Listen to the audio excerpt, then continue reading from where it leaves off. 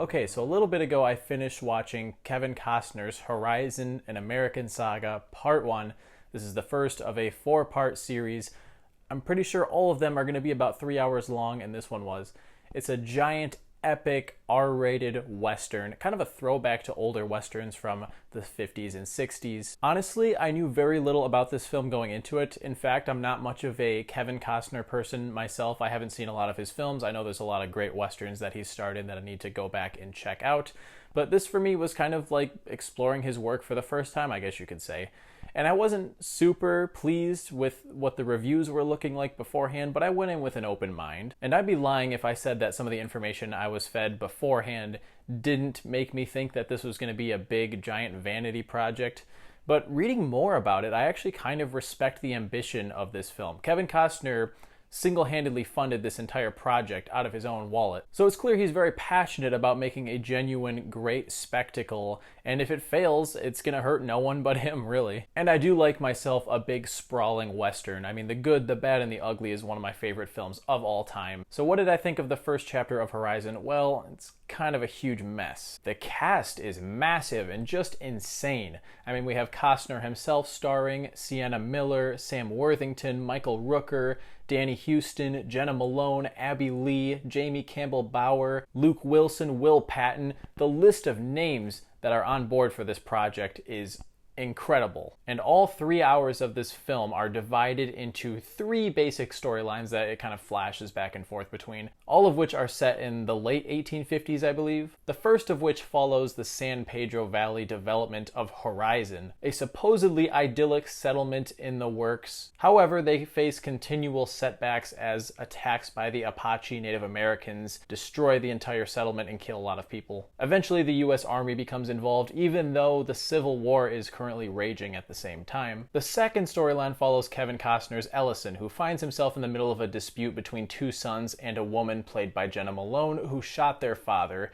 The motive for her doing this is left completely unknown as far as I was able to pick up. And the third follows a wagon trail on the Santa Fe Trail as they are exploring the Wild West and face similar problems as the Horizon settlement. There is one universal problem with this movie that I just can't get past, and that's the fact that characters and storylines in this just pop in and out at random. Don't get me wrong, there are so many great character actors in here who definitely fit the Western archetype perfectly.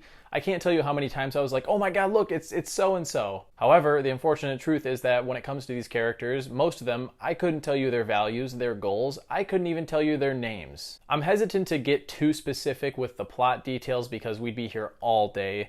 The movie is, as I said, 3 hours long, and it feels that runtime, unfortunately. At around the 2-hour mark, I was like, okay, is the plot actually going to move in a direction where, we might actually get some degree of closure or fulfillment? The second chapter comes out in August, and the third is being shot right now, and I believe it's set to come out next year. But a movie, even if it's part one of a series, it should have some degree of conclusion that you can take fulfillment from. I should also say that the visuals are magnificent. I love the soundtrack, but I need more than that.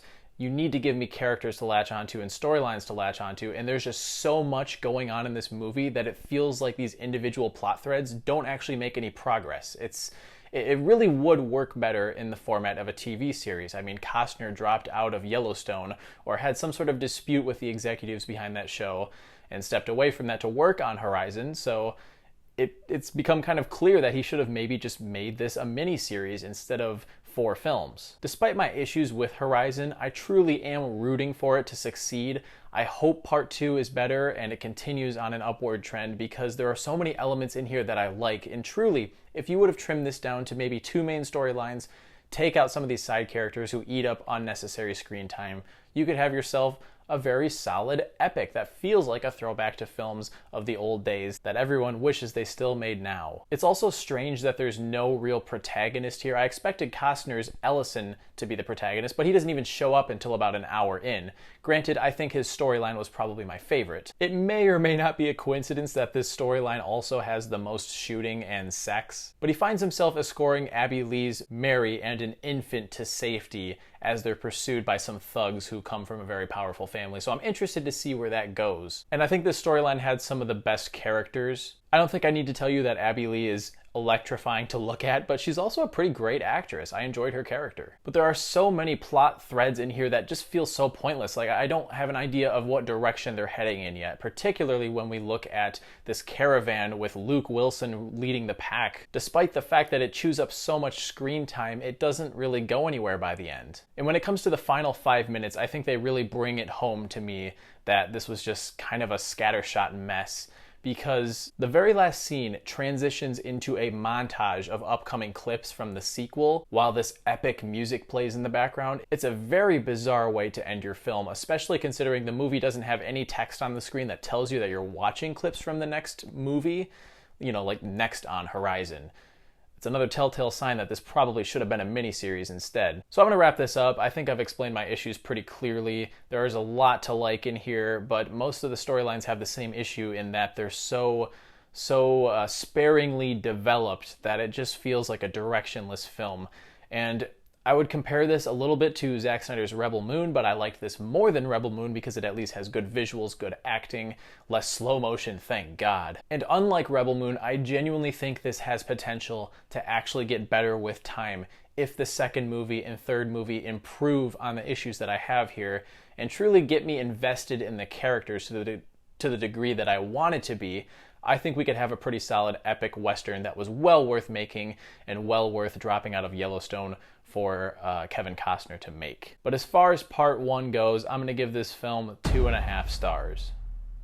There were points while watching this where I was tempted to ease towards that 3 mark, but it's just the ending, man. The ending soured me. So those are my thoughts on Horizon, an American Saga, part 1. As always, if you did see this movie, I encourage you to drop down into the comments and let me know. But also kudos to you for going to see a 3-hour film. I know most people nowadays see that and they're like, oh, I don't know if I can sit through a movie that long. That's the other problem. I have a feeling this is not going to do well at the box office, and that might hurt the chances of a third movie even coming out. But that's a discussion for another time. As always, thanks so much for clicking on this video. Be sure to hit that like button and subscribe while you're at it if you want to see more content like this, and I'll catch you guys in the next one. See you later.